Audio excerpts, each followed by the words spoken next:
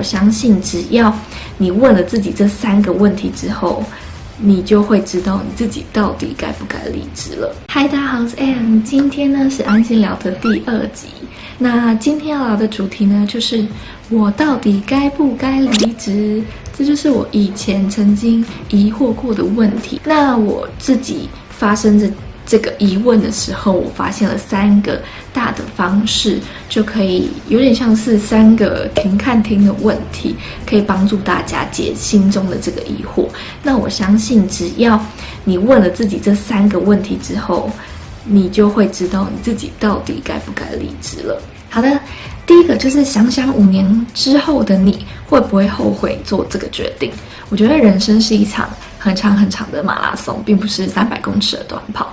那我觉得要想想5年后的你现在出现在你的面前，会跟你说你为什么不早点离开这个烂公司，还是跟你说咬着牙撑下去，过了就是你的。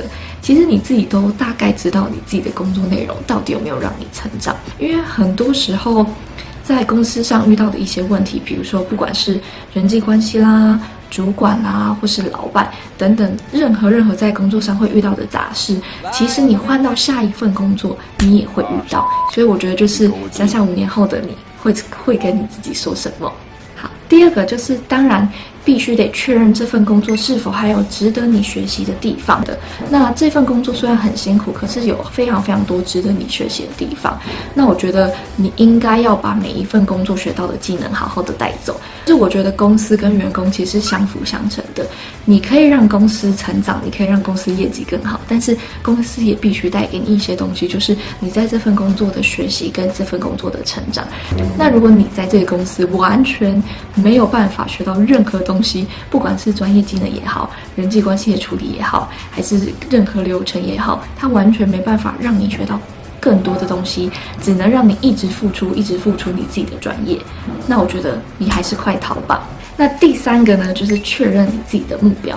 之前不是有个议题，就是低薪但自己很喜欢的工作，跟高薪但自己没有这么喜欢的工作，你会选择哪一种？那我觉得这个是没有标准答案的。我自己也是依照我自己的年龄层不同，我的目标性不同，我会选择不同的答案。那为什么呢？因为你必须得确认你现在想要达到的目的是什么。你到底是要存钱，还是你到底是要学习专业的技能？那你确认自己的目标，这点是非常非常非常的重要。像是比如说，好，你未来想要成为一个行销总监好了，你不可能一开始一毕业就空降行销总监，这是 impossible 的事情。你必须得先从累积经验开始，即便薪水很低，但是你知道你自己的目标是什么，所以你知道你自己在干嘛。那你的目标是去国外读大学，但是你现在必须得存钱，那你可能选择业务性的工作，薪水比较高。那我觉得以上这3个问题都是非常非常好检测自己这份工作到底适不适合现在的自己，或是到底该不该离职。所以呢，在离职前先停看听，想想这3个问题。那该离职的时候呢，就要提起勇气，勇敢踏出舒适圈；不该离职的时候呢，就该咬着牙继续学习。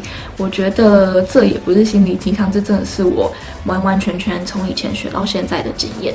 有时候我还会觉得说，我有在某间公司可能待得太久，因为我那时候觉得其实这样也不错嘛，我为什么要离职呢？可是我真的已经知道自己在这份工作，在这个公司是完全没有学到任何东西的，只是我在消耗我自己，每天就是过生活而已。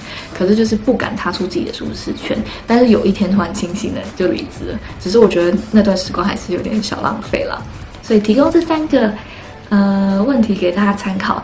那大家还有什么秘诀，或是有什么想法的话，欢迎留言给我。以上就是安心聊的第2集，我们下次见喽，拜拜。